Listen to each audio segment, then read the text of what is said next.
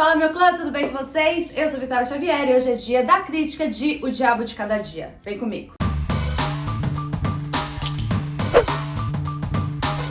Antes de mais nada, já se inscreve no canal, vem fazer parte do melhor clã, da melhor família da cultura pop. Já vai lá no Instagram, me segue também. Chegamos aos 30k, rumo aos 50k. Bora, meu clã, bora fazer acontecer. E agora vamos ao que interessa, que é fazer a crítica de O Diabo de Cada Dia, que nada mais é do que uma adaptação do Mal Nosso de Cada Dia, escrito pelo Donald Ray Pollock, que é esse livro. Como que eu posso definir esse livro pra vocês? Tenso, intenso e visceral, assim como eles conseguiram trazer pro filme. Não é um filme simples, não é um livro simples, e por isso, quando eu vi que eles iam adaptar, eu falei, bom, espero que dê muito certo, porque as sensações do livro que a gente tem aqui, ele é muito intenso e tenso o tempo todo. Então, trazer essa atmosfera pra tela seria muito complicado, e o Antônio Campos, que é o diretor do filme, conseguiu fazer isso muito bem. E tudo isso se deve a um elenco maravilhoso que foi escalado. Elenco esse que envolve Bill Skarsgård, Tom Holland, Robert Pattinson, da Riley Keough, acho que fala assim esse sobrenome dela, nunca consigo falar, sempre tenho uma pequena dificuldade, e um elenco assim de muito peso. Uma das minhas grandes curiosidades era ver o Tom Holland fazendo um papel aí mais adulto. A gente tá óbvio que acostumado a associar ele e a enxergar o Tom Holland no papel aí do Homem-Aranha, e esse filme exigiu dele uma maturidade na atuação que ele conseguiu entregar, porque ao mesmo tempo que o personagem dele, que se chama Arvin, né, ele é um adulto, um jovem adulto, um young adult, porque ele passou por muitas coisas na vida, ele ainda é um jovem. Então ele mescla muito bem na atuação dele esse lado ainda jovem com o peso que ele traz aí de tudo que ele passou na vida dele. Ele é o grande, o Arvin aí é o grande fio condutor da coisa toda, não tem um único protagonista, mas é ele que vai entrelaçando as histórias ao longo das 2 horas e pouco. E eu queria ver o que Tom Holland ia mostrar, assim como eu queria ver o que Robert Pattinson ia nos mostrar, porque a gente também entrega aí uma outra faceta desse ator que vai aí ser o próximo Batman, e que muita gente ainda tem ele como Edward de Crepúsculo na cabeça. E pra mim, de fato, falando agora do Robert Pattinson, eu acho que ele é um dos grandes nomes da geração, se não ouso falar que ele é, sim, junto com o Timothée Chalamet, pra mim, o ator da geração. E a gente vai ouvir muito falar de Robert Pattinson ainda. Já dá um gostinho em O Diabo de Cada Dia, já dá um gostinho pra vocês verem um outro lado da atuação do Robert Pattinson, muito mais adulto, muito mais maduro, e mostrando a que veio, deixando muito pra trás o que a gente viu aí de Crepúsculo e que, querendo ou não, marcou a carreira dele. Voltando um pouco pra história, como eu disse pra vocês, essa história, ela não é linear, então a gente acompanha um vai e volta na timeline, tem às vezes adianta meses, às vezes volta alguns anos, então você tem que ficar bem atento, porque esse emaranhado de histórias vão se cruzando. Essas histórias todas se passam aí depois da Segunda Guerra Mundial e antes da Guerra do Vietnã, e o grande foco da história é tratar sobre o fanatismo religioso e o mal que mora dentro dessas pessoas, né? Esse lado ruim que mora dentro dessas pessoas, da forma mais visceral que a gente pode ter. Durante todo o filme, assim como durante todo o livro, o foco são poucos personagens, mas todos eles vão sendo muito bem trabalhados e mostrando, expondo as partes mais feias de cada um desses personagens. Então a gente tem o casal de serial killers, a gente tem o reverendo, que é o papel do Robert Pattinson, que é que abusa da fé, usa da fé das pessoas, das meninas, pra assediar.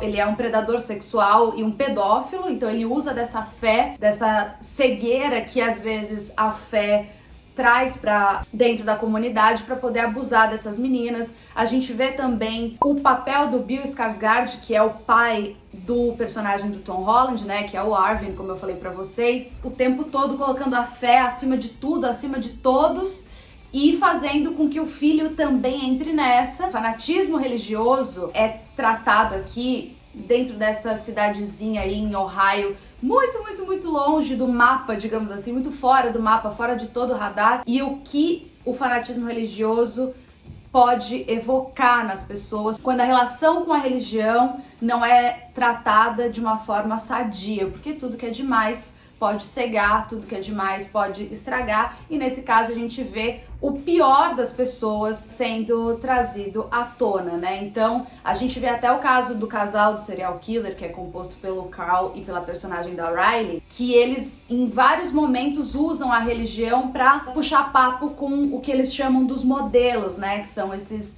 meninos jovens aí que eles atraem enquanto eles pedem carona. E tem outra coisa, né, que essa adaptação, O Mal Nosso de Cada Dia, o Diabo de Cada Dia, é porque o personagem do Arvin, ele vai enfrentando os diabos externos e internos, né, porque ele acaba se tornando um reflexo do pai e ele acaba, sim, levando tudo aquilo que a relação meio doentia que ele tinha com o pai trouxe para ele ao longo da vida. Então a gente vê que até o final do filme, ali no finalzinho, ele fica pendente, ele quer resolver a situação do cachorro que não enterrou e ele quer voltar naquele lugar onde tudo aconteceu, né? Então é uma relação, é um thriller psicológico extremamente complexo, e o mais brilhante dessa linha narrativa é que todas as histórias estão conectadas de alguma forma. Todos os personagens vão se conectando de alguma forma e vão tendo essas camadas exploradas, e tudo faz um grande sentido quando você embarca nessa viagem que é proposta tanto pelo livro, obviamente, quanto pela adaptação aí da Netflix. Pra mim, a melhor cena do filme inteiro é a cena da igreja, onde Robert Pattinson e Tom Holland, os dois personagens aí, o reverendo e o Arvin, eles se confrontam. Pra mim, se eu pudesse eleger uma cena desse filme, seria essa. E uma curiosidade é que é o próprio escritor do filme que narra. A gente tem o tempo todo uma narração acontecendo, né? Contando essa história, fazendo esse papel de interlocutor, e sempre com um tom muito preciso, muito, às vezes até irônico, mas que agrega a história. Gostei do fato do interlocutor ser usado ali, não, porque às vezes o que irrita em filme é quando o interlocutor acha que o espectador é burro e fica explicando o que já tá acontecendo. E dessa vez, não. Funcionou super. As pontuações do interlocutor, elas dão ainda mais força para a história, elas dão ainda mais ritmo para a história, e eu achei muito pontual, muito sensacional, ainda mais por se tratar do cara que escreveu o livro, né? Então, melhor do que ele para contar a própria história não haveria de existir. Falando um pouco mais sobre o elenco, a gente também tem Sebastian Stan, por exemplo. O elenco em si é o que fez. Esse filme precisava de um elenco de peso para uma história de peso, e foi o grande acerto, foi a atuação, a produção e a forma com que eles conseguiram construir e entrelaçar todas essas histórias complexas, mas que no final de tudo estão unidas dentro daquelas cidadezinhas, daquele lugar. Só falando mais uma coisa aqui sobre Robert Pattinson, ele já tinha me surpreendido muito em O Farol, tá? Deixando isso bem claro. Já tinha se mostrado um outro ator, e mais uma vez o papel dele não é enorme, ele só vai aparecer ali mais ou menos aos 55 minutos do filme, mas ele também engaja a trama. O papel dele também é fundamental, porque o papel que ele desempenha tá ligado com a Lenora, que é a irmã de criação do Arvin, e que a história da Lenora repete o que a mãe dela fez. Então vocês veem que é um emaranhado, mas que funciona, né? Então a gente fica ali preso, prestando atenção, e aquela história vai deixando você tensa o tempo todo, que você não sabe o que vai acontecer, você não sabe se vai rolar, se o Arvin vai morrer, se vai dar certo, enfim. Quando os pontos vão se conectando, a gente vê o quão bem construída a história é. Então, assim, nota pelo 8 de 10, fato.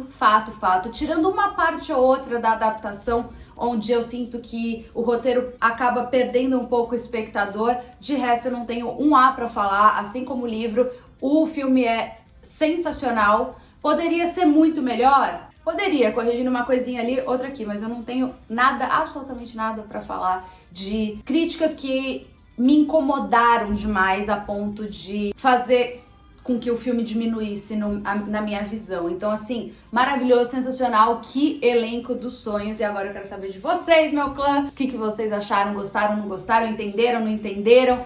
Enfim, espero que eu tenha me feito entender aqui, porque é complexo mesmo, né? É uma trama complexa, mas é pra fazer a gente pensar e sair da nossa zona de conforto. Ele é um filme extremamente visceral, extremamente intenso, e a gente precisa de filmes assim também, né? Quero saber o que vocês acharam, já se inscrevam no canal, já vão lá me seguir no Instagram.